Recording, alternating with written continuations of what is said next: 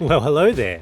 This is Virtuality Chess Noob learning and having fun with chess.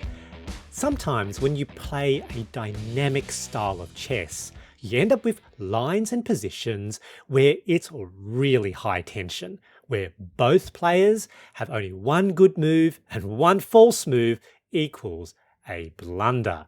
This was such a game, super high risk, super exciting. Let's go take a look. So I played against someone who's quite a bit higher rated than me in the mid 1500s, and I had the white pieces e4, and they played the Sicilian Defense, c5.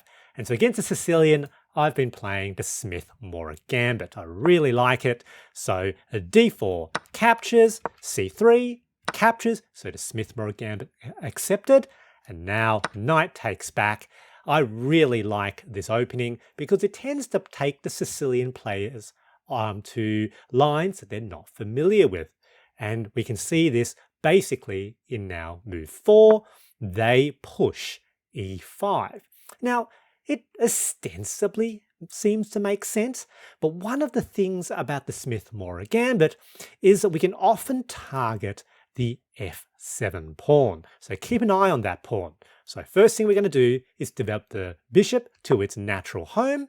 Now looking at f7.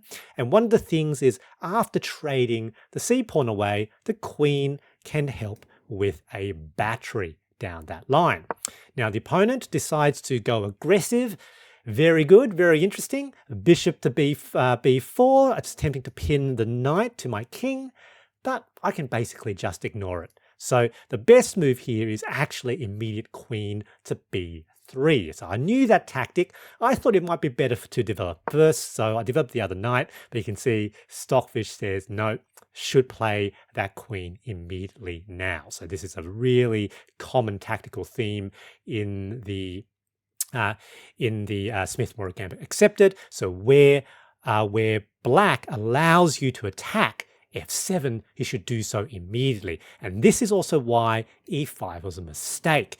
They needed to play e6 to basically add that defense to that pawn.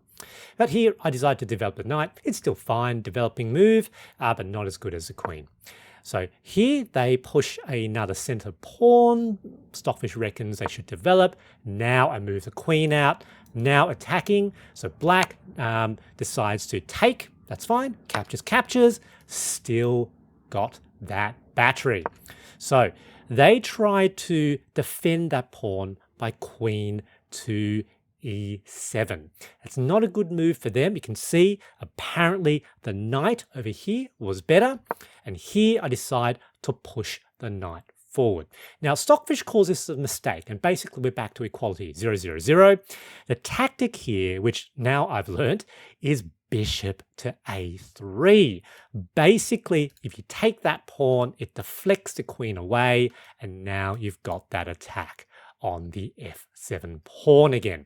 So here I thought, I didn't see that, and I don't see this bishop a3 tactic for quite a while. So instead, I wanted to pile on pressure on that f7 pawn. So at the moment, I've got 3 attackers, and black only has 2 defenders. So black now is pretty much forced to move their knight to the edge of the board, knight h6. So now 3 defenders, 3 attackers. So, you know, the tension is really building up. So here I sort of made a decision, okay, how can I put more pressure on? So I decided to short castle. So potentially push, take, open up that f5 I can, put on another attacker. So they move their knight out. I suppose that makes sense. f4, attacking.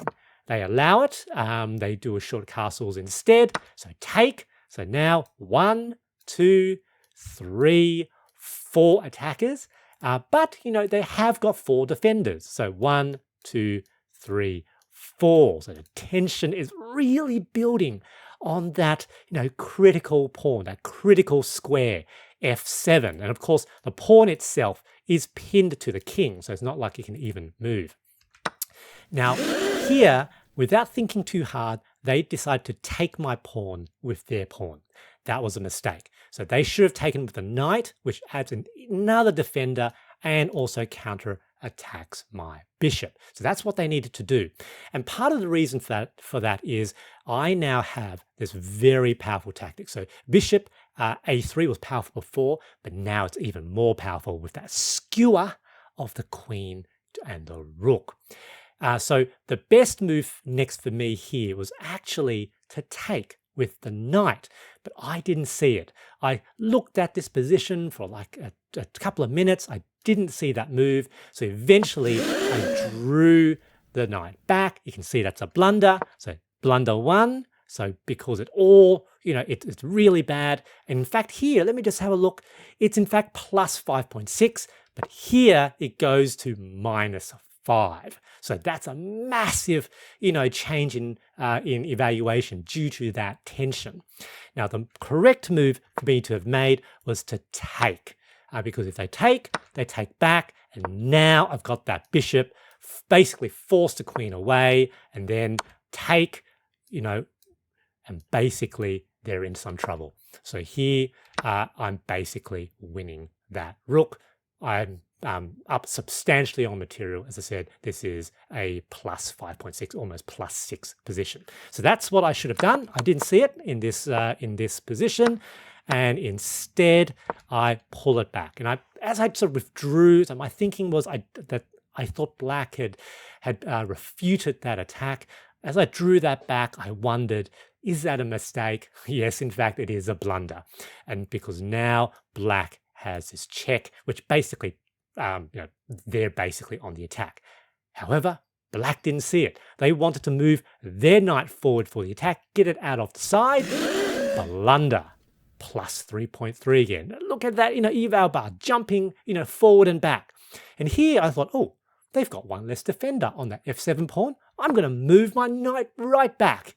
And again, a blunder. Though it's 0-0-0 here, you can see I should have played bishop a3 first. Now, luckily for me, my opponent now makes the last blunder. So they could see that I was attacking the f7 pawn again. Rather than moving back to the edge of the board, they decided to physically block with their knight. Now, luckily for me here, I now did see that move. And I calculated it out, and I saw, ooh, this looks very winning. Let's see what happens. So bishop a3, excellent move. This skewer of the queen against the rook. Now, what black should do is move the queen out of the way, accept the loss of the rook. But instead, they try to counterattack my queen. Looks like it's a clever maneuver, but it's a mistake. It's an inaccuracy. It's actually worse for them because now I can take the queen. They can take my queen. So trades. I capture the knight. And here, this rook is trapped. So obviously, if it stays there, it's going to be lost. If it goes there, it's going to be taken. So very natural move. Rook e8. However, remember that f7 pawn? There's still two attackers. Bishop captures the f7 pawn with check. A fork of the king and rook. King can't come this way to defend because of that other bishop. My opponent here realized their losing position. Emotional damage. Emotional damage. Good game. GG. The big takeaway from this game is to consider playing dynamic lines like the Smith-Morra Gambit against the Sicilian Defense. I hope you enjoyed this video, and thanks for watching.